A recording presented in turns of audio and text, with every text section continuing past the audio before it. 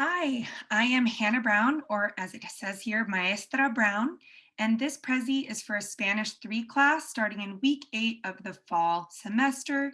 It's called Food in the Body, and this would be the first day of a new unit on food in the body, and it would follow units on personal identity and routines and calendars.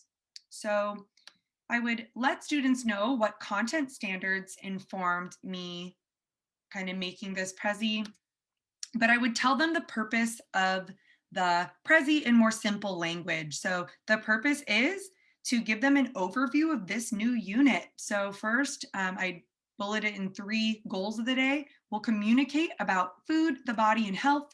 We'll write an email planning a hypothetical meal, and we'll start to gather ideas for a video project in this unit for next week. So those are the 3 kind of main purposes. And throughout this presentation, you'll notice that I don't want students just recalling and reciting vocabulary. That's why you won't see simple word banks and things for more beginning Spanish students.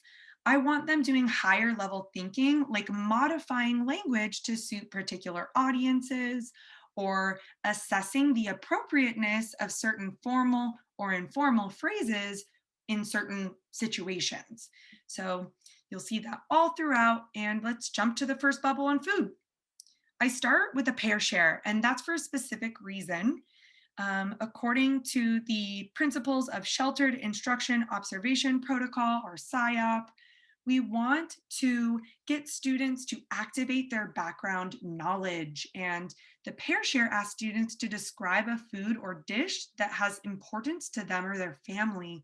So any student should be able to describe food that's important to them. This is talking about themselves, and this is part of my inclusive approach, so that if there's English learners who aren't from a Spanish background, or there are students with different abilities, they can get excited talking about themselves and jump into the content. The next bubble up here says culture, and here are just some examples of foods from Hispano-Latino culture. But on this slide titled kind of global gastronomy, I want to emphasize to students that authentic examples of people cooking and enjoying global foods are at their fingertips because of the internet. So this is a screenshot from one YouTuber, and I would tell them, keep this in mind as you're gathering info for your video projects next week. The next bubble's on personal taste, and this would involve a fun activity with the class that incorporates some movement, which will be fun, called antojo or asco, kind of love it or hate it. And I would get them excited about this activity, saying, you're going to express some opinions. Some people have strong opinions about whether pineapple's great on pizza or it's terrible on pizza. So I'm going to do this for 3 foods, and I want you to each express your opinion. You will stay seated if you think you like the food, or you stand up if you really don't think you'd like it, or you don't like it. The first example is mushrooms. Second example is papaya. And the third example is chapulines, which are grasshoppers, and these are commonly eaten in many parts of Mexico. So, of course, students can have their reactions. There's no right or wrong answer to this activity, but I would emphasize the importance of cultural sensitivity, because even if you think you won't like a food, or you don't like it because you've tried it, it might be something a lot of people really enjoy in different cultures, and we should consider different perspectives.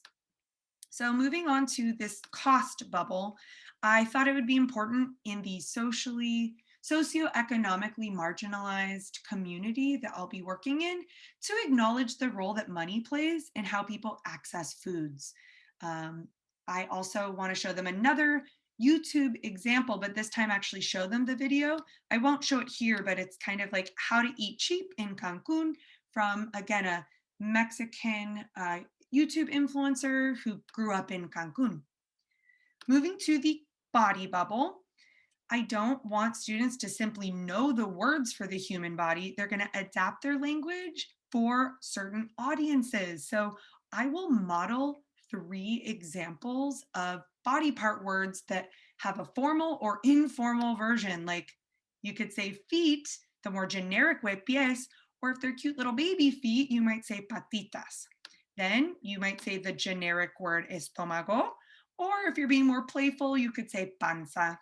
And one more example, the word gluteus is the butt muscle, and maybe you'll hear that in a gym class, but a lot of people playfully call the butt pompa. So then students would be asked to come up with 3 pairs of formal, informal body words on their own in groups of 3 or 4. Again, these groupings are great for scaffolding learning and being inclusive of all students.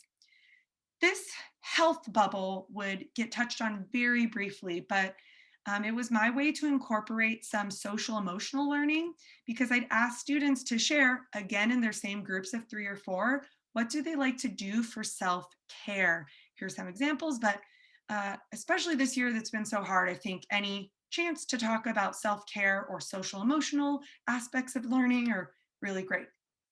Finally, we're at the activity for the day. So I won't get into all the details for this recording, but students have clear expectations about this email chain they have to write. It's called Let's Eat, and they're going to be assigned a partner. They'll talk about food preferences. They'll use some of their info from past units to set a date and time and place for this meeting, and they'll talk about what food they like and what's on the menu, and they will send me a PDF before class is over. I want to say students will get sentence stems at the beginning of class. I forgot to mention that, which could scaffold learning for all the pair shares, all the group talks, and this final activity. Thanks for listening.